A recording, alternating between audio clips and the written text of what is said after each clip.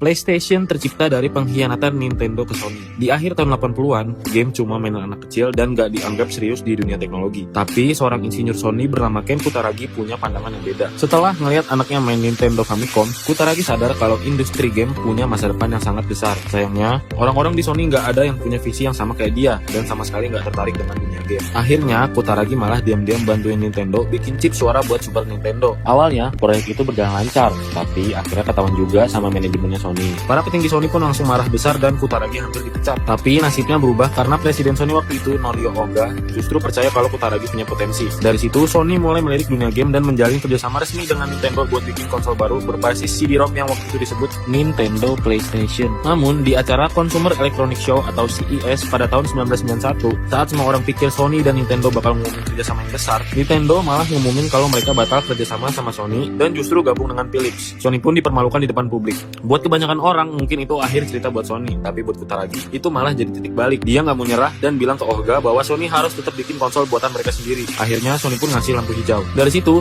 timnya Kutaragi mulai ngerjain konsol baru yang benar-benar mandiri, lebih canggih dengan teknologi 3D dan media berbasis CD-ROM. Proyek ini resmi berganti nama jadi PlayStation. Akhirnya, tanggal 3 Desember 1994, PlayStation resmi meluncur di Jepang. Dalam satu hari, semua unitnya langsung ludes terjual. Gamenya kayak Ridge Racer jadi ikon peluncuran, dan beberapa bulan kemudian Tekken ikut meledak di pasaran. Tahun berikutnya giliran pasar Eropa dan Amerika yang diserbu PlayStation. Sony datang dengan gaya beda. Mereka nggak jualan konsol buat anak-anak, tapi buat generasi muda yang pengen sesuatu yang keren dan berkarakter. Hasilnya, dalam setahun aja Sony berhasil ngalahin Sega, dan beberapa tahun kemudian berhasil ngebalap Nintendo yang berada di puncak. PlayStation 1 terjual lebih dari 100 juta unit di seluruh dunia, dengan game-game legendaris kayak Gran Turismo, Tomb Raider, Pepsi Man, hingga Final Fantasy 7. PlayStation 1 sekarang udah dianggap salah satu konsol legendaris, dan banyak orang yang punya kenangan sendiri sama era PS1. Nah, kalau lu sendiri, game PS1 apa nih yang nggak bakal lu lupain? Tulis di kolom komentar ya. Jangan lupa follow Kompas Tekno buat dapetin informasi menarik lainnya.